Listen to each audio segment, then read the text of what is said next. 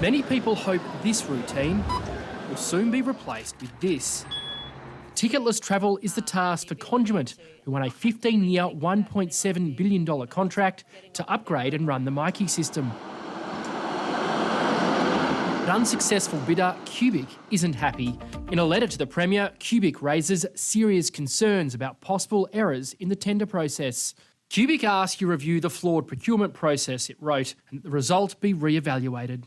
Cubic operates in Sydney, New York and London. It says Conduent's track record of open ticketless systems has been overstated and not properly tested by the procurement team. To base a $1.7 billion contract on a bunch of salesmen selling steak knives is quite frankly not good enough. Cubic also accused the government of giving Conduent preferential treatment because officials continued talks with Conduent after Cubic had made its final submission. These actions by the procurement team did a disservice to the state by reducing the competitive tension during the tender process, Cubic said.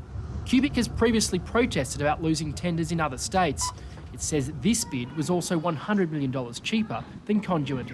And we give the tender to the 1.7, there's serious questions to be asked. We have gone for the best and the most reliable, and we are very confident of their track record in 24 countries around the world. The Premier and the Minister both backed the rigour of the process, suggesting it could be a case of sour grapes.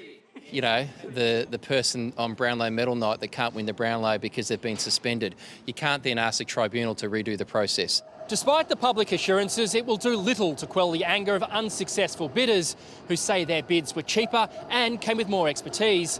And given this state's history of problematic ticketing systems, the government will be sweating on the performance of the new operator when it takes over in December.